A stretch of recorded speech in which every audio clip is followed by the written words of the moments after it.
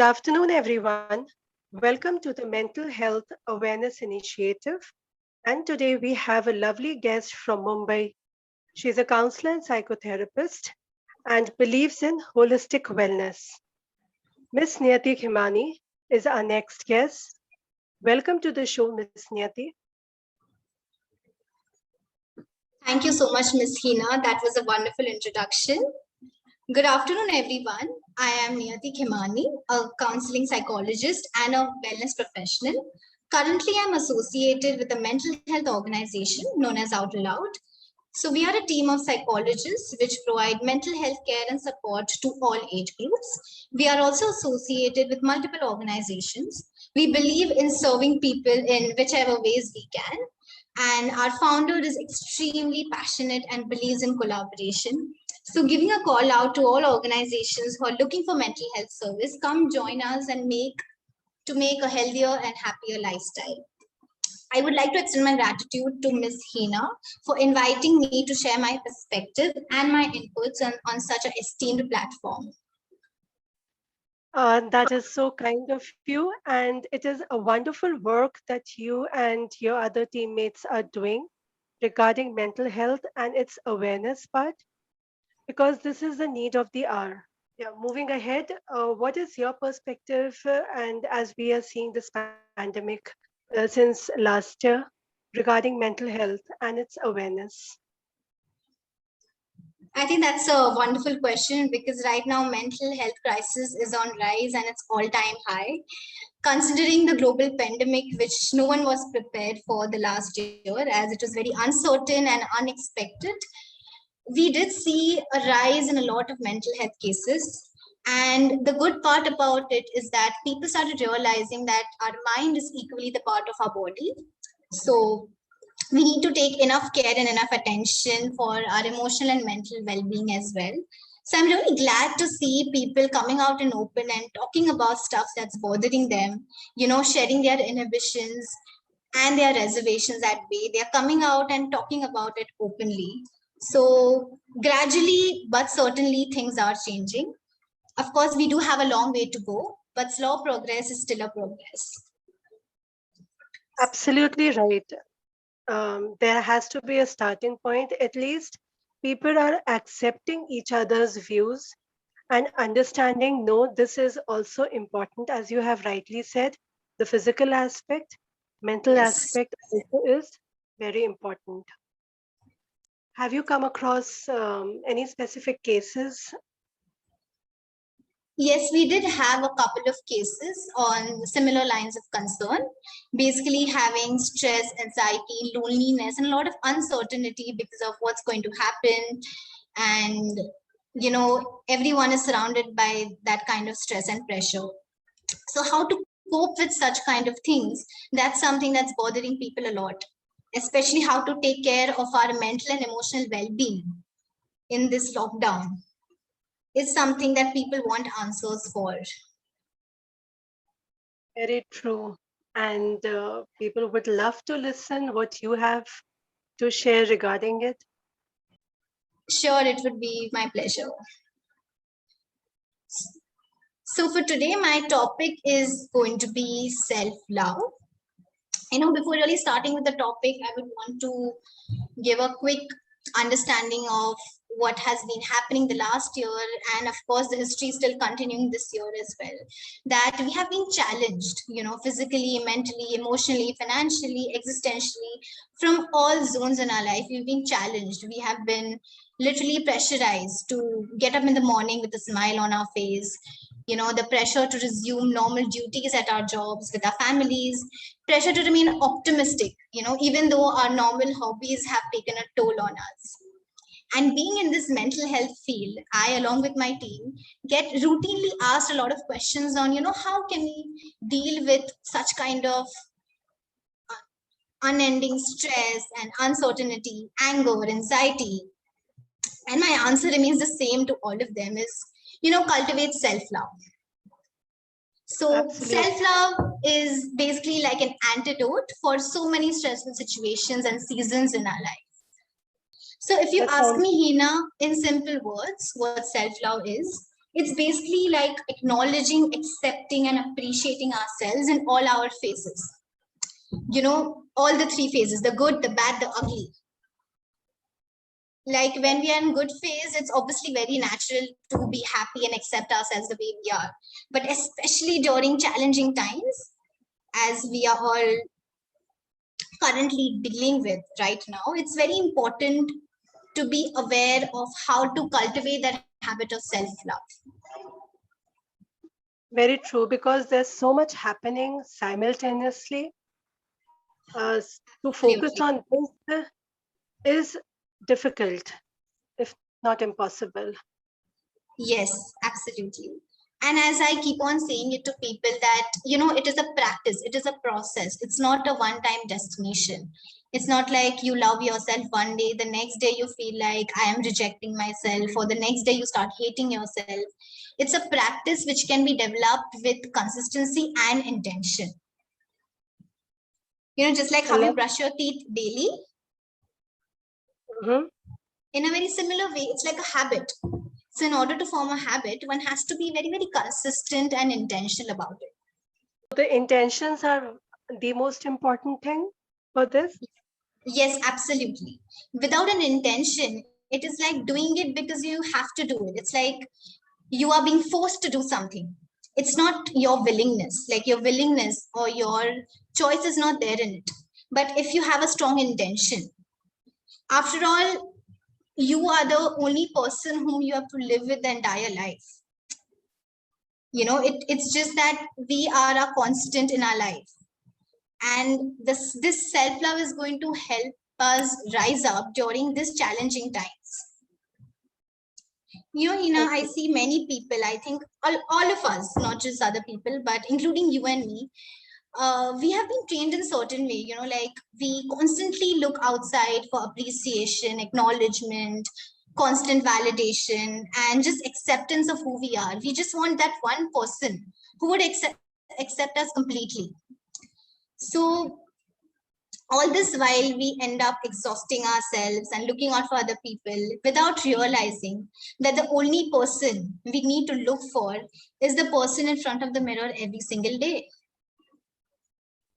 True. because that's the only person who's going to give that kind of acceptance, acknowledgement, and that level of compassion to your own self is you yourself, Absolutely. right? Yeah. So how do we go about it? So there are, of course, self-love, just like it's a practice and it's different for everyone. But before really diving into the practice, let's talk about different stages of self-love. So, the first stage, the first thing, the first aspect of everybody's life, the first thing if you want to do in life is, if you want to change something in life, if you want to modify your habits, if you want to inculcate a new habit, you have to be aware about it. So the first step is self-awareness. So before we can love ourselves, we must know ourselves. It seems like a very obvious point to do, right? But it's actually incredibly easy to lose sight of who we are, especially among this chaos of everyday life and responsibilities. So we can get caught up in our roles in life and not pay attention to who we really are as individuals. Yeah. And Hina, I'm sure you'll agree with me on this, is that the relationship that we have with our own self is going to set the tone for all other relationships which we are going to have in future. So in a similar way, that relationship which we have with ourselves, whether it's love, whether it's hate, whether it's rejection, is the similar way in which we are going to have relationship with other people.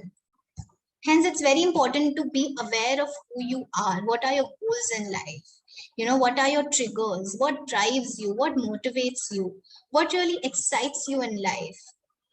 What inspires you? And of course, what relaxes you?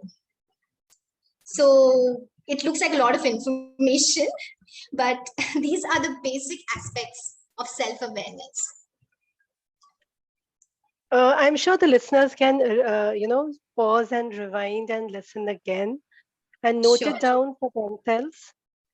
Uh, Sure, sure. try to identify the awareness ingredient, let's say. So once you are aware of who you are as individuals, what are your values? Because again, now coming back to values, values are like the blueprint of who we are as individuals. Like they are the most telling things about us. And without knowing that intimately, loving ourselves will be a forced activity. It's going to be like, I have to do it. So that's where the intention will also creep in. Absolutely, yes. Okay. Then the second phase is self acceptance. So when you dive deep into who you are at the core, on exactly who you are, and we might not love everything we see. We all have certain quirks, certain habits, certain flaws that we are not so proud of. We have certain things that we don't like about ourselves. But the point here is not to actually look out for a fabricated version of ourselves. We don't have to portray a wonderful, flawless human being to the outside world. Because all Right. that quirks and flaws makes us who we are. That makes us unique. Until we embrace that aspect of ourselves, we are not going to change it. So once you accept it, you are going to give yourself that unconditional love. I'm sure we don't judge our best friend or our significant other when they make a mistake or when they fail in certain things. But when it comes to ourselves, we are like our own biggest critic. True. And that brings me to a point wherein it sounds like one is very harsh to oneself at times. They take Yes, them yes, too seriously. yes. Especially this happens, when we are having a bad day or Uh, when we are uh, having a rough week. I can absolutely relate to it, and I'm sure listeners will also relate to it because of the current situation and circumstances. Also, Hmm. we have a bad day or a bad week, but then that does not mean we should be very self criticizing our own abilities at a point. Absolutely. That is going to be something which I'm going to be highlighting on the technique when I speak about that. And that's a very good point. So the self-talk, which I'm going to be talking about in some time. As I went through the first two phases, which is self-awareness, self-acceptance, the third phase is self-confidence. Now, self-confidence is like self-congruence. So when you show up as your true self to the world and act on your self-acceptance, that's like self-confidence. So it doesn't mean that we have to put ourselves on display every chance we get, but it does mean that we allow our values and our real self to guide our action and behavior out in the world. So when you honor and celebrate the way you are and let other people see it, that's when you will experience a sense of confidence and that sense of self love because you're not playing any role. Okay, so it's like accepting one's flaws, consolidating on other aspects, and then exhibiting it to the world. Yes, absolutely. And being true to who you are. Sure. And not everyone is going to love us, but that doesn't matter when we love ourselves, which brings us to our next step, that is self love. This is like the fourth and the final step of self love journey. It's about making a commitment every single day to whatever makes you happy, to whatever helps you evolve in life, and especially to whatever helps you rise above your challenges and your difficulties. So if you know who you are, if you have your priorities in place, if you completely accept the person you are, no matter what happens in life, you are going to always flourish. Okay. Yes. It's like, I'll just pause and I'll just give a wrap up of this point that Sure. you have. It's like a very beautiful picture that I comes across my mind. It's like a small mountain, and a beautiful scene, Yeah, near yeah. the ocean. And it's like steps that you have created to reach that summit point. And just remembering the awareness, acceptance, self Yes, confidence, and then is self love. yes, That is absolutely. the last part. So it's a beautiful stairways actually to realize one's own importance and, then moving ahead in life. That's a wonderful visual imagery that you've just spoken about. I think it'll help the viewers to visualize as well. So, coming back to the techniques that we can implement to strengthen the relationship with ourselves. So, the first thing is when we wake up in the morning, we have this concept of morning pages. So, basically, what is a morning page? So, when we wake up with tons of stuff floating around in our minds, and we need something to channel that energy and get it out. So, morning pages is just like a brain dump that will clear your mind to focus on other things. So it will give you a sense of perspective. At the same time, it will help to declutter your mind.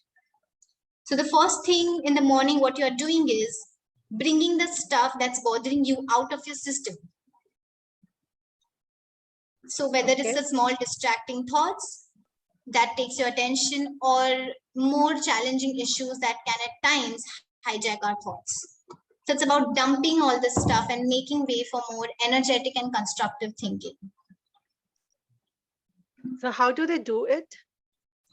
So basically you just need a pen and paper, of course, and whatever has been bothering you off lately, the previous day worries, the previous day stressors, whatever challenges you are at the moment experiencing in your life, whatever feelings that you are going through, just dump it out all on paper. So you have to write. So it's like a ideally it's supposed 3 pages are supposed to be filled when you write a morning page, but initially when you start it might be difficult. Your mind might not come up with ideas, but so if you just start with, okay, today I woke up feeling a little drowsy, today I just woke up feeling like this, now I have to write this morning pages, I don't know what to write, I'm still going to think about it. So the more you keep on giving mind different ideas, you are going to automatically start filling up that page. Not supposed to be read by anyone. You're not displaying it on newspaper, or you're not giving it to any other person. It is just going to be like your secret journal. So even things that are not going so well for you, things that are really going negative, you can just pen it all down. Because Okay. usually we have this habit of the first thing in the morning is we grab our phone and keep on mindlessly scrolling on social media or just checking on our mails, and that adds on to our stress rather than eliminating it. Also, as an alternative, if people are not fond of writing, what they can do is a gratitude practice. So all you have to do is the minute you wake up, you are just half conscious because you're still in that zone of, you are still in that drowsy state. So the first thing you can do is think about 5 things that you're grateful for in your life. It just could be as basic as I am safe and healthy in times of corona. My family is safe and secure. Just 5 things. So it's a very powerful way to train your mind to have a very strong morning ritual. It's like a head start for your day. People will be more inclined to do this activity, the gratefulness part, Yes. because it's easy to do than write. Yeah. So it's about your mind training, because remember the first 15 minutes and the last 15 minutes of your day are very crucial, because that's the time when our subconscious is super active. So whatever we put into our system, whatever we consume, that is going to be something that we are going to live in our life. So if we want to live things that, something which is, we want to live more clarity in our life, we want to achieve so many things in our life. So we need to train our mind accordingly. It's basically like law of attraction. So what you think, you attract and you manifest. That is rightly said because the more positive thing or the more constructive thoughts we create in our mind, we will be then exhibiting that also in our day-to-day activity. Yes, absolutely. Then one very interesting other technique is called writing a love letter to oneself. So appreciating and acknowledging all your unique qualities and specialities. Also focusing on all the challenges that you overcome in your life. Like despite so much of pressure on you, despite so much of stress, you are still very much alive and stronger than before. So basically highlighting all the positive things, all the things that makes you unique is something can be mentioned on that letter. And Yati, then I think so is also a part of self-love that you are saying, right? Because writing a self-love letter for our own self is Yes, also contributing to the fact that you are worth some appreciation and you don't need anyone's validation for it. absolutely. Exactly. That's the point. Okay. That's the point. That you need to validate your own self. If you do that, then you won't be hungry for external validation. Yes. Okay. Then we have something called as mirror activity. So this can be done thrice in a day or how many ever times is suitable for all of the viewers. So basically this is like standing in front of the mirror and actually holding your gaze, holding the eye contact. Usually when we stand in front of the mirror, Hina, we usually focus on our flaws, our limitations, and all the things that we lack in our life. You know, maybe we want a better body, maybe we want a better face, or just here and there. There are so many things that we feel that it can get better, or we want something that's more better or more fancy than what we already have. So, in this activity, the idea is to maintain eye contact with your own self and send yourself love. So you can have a laugh if you want, or you can tightly just hug yourself and say powerful affirmations to yourself. You can say things like, I am worthy, I am wonderful the way I am, I don't need external validation in my life, and I love you. Practice, trust me, is going to change your mindset in powerful ways. So initially, it might seem like you are just talking about it and not really feeling it. But once you start practicing, it becomes your second nature.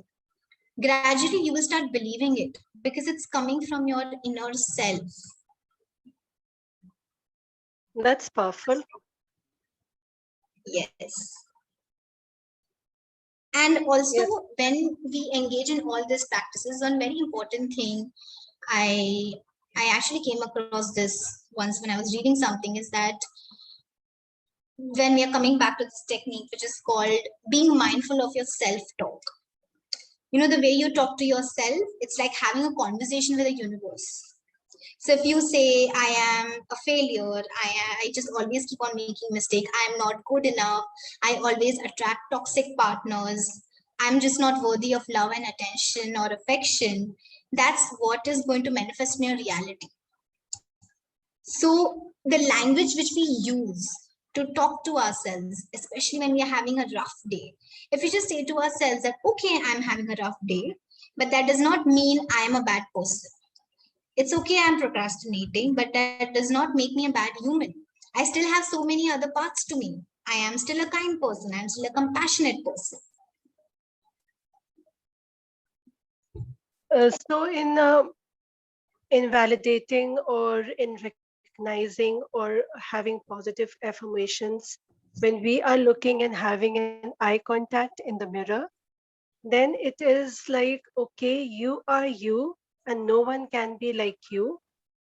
At the same time, it is also, sounding as if it is all right, it is okay, whatever has happened. You are a good person. Maybe that event or whatever the response or whatever it was, it just happened. You don't need to take it as a load for yourself.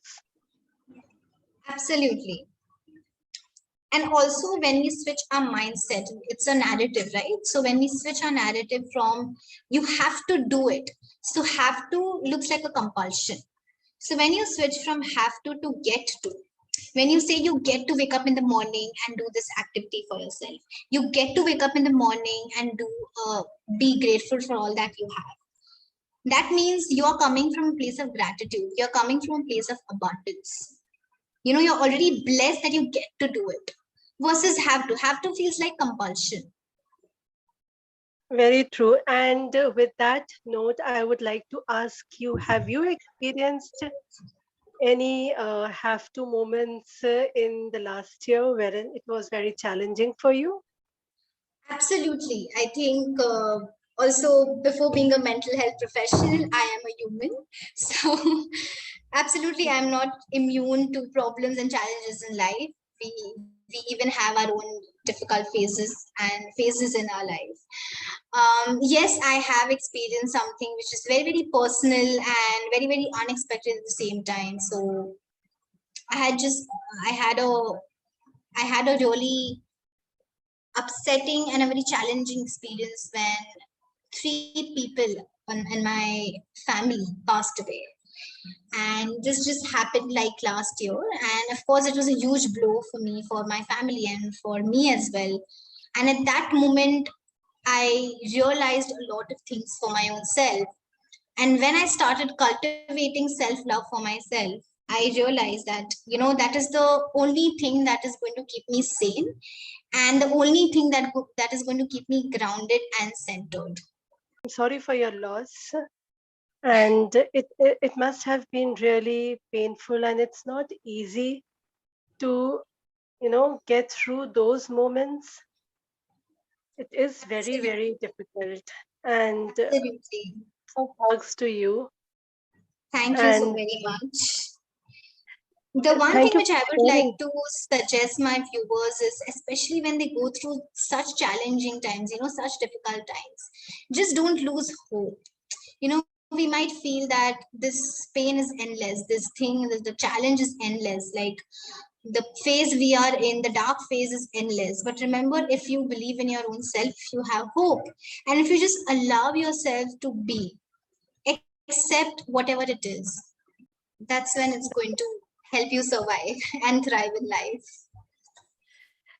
It's really nice that you have shared with the listeners. Very valuable thing, especially when we are, having news from all ends, like so and so has lost somebody in their family or friends. So, this technique of self love, I'm sure if they practice and really follow, they will be able to cope up with Absolutely. the with the loss part. It's not easy, and prayers for everyone, those who are battling right now with this ailment and those who have lost also, because they are emotionally also battling. I really Yes. appreciate you sharing with us your personal experience and your coping skills. That is really great. Thanks for that. And before we wind up, do you have anything in mind that you would really like our listeners to take care of? Sure. I think I would just like to conclude by saying that, no one can take our vitamin for us or prevent us from going into a self-loathing cycle. Even if we land the best partner on this planet, the person won't be able to provide us that level of happiness and make us feel loved unless we create that space inside of us.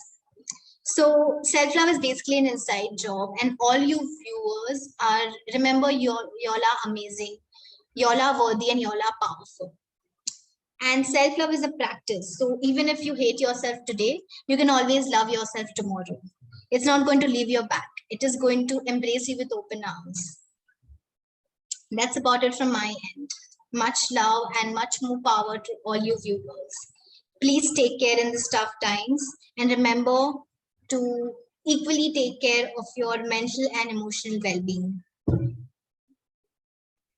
Thanks a lot, Niyati, and that was really great. I'm sure after listening to you and your tips, they will not hate themselves. They will really realize that it's okay, and we all will together move on with the tough time that we all are facing globally.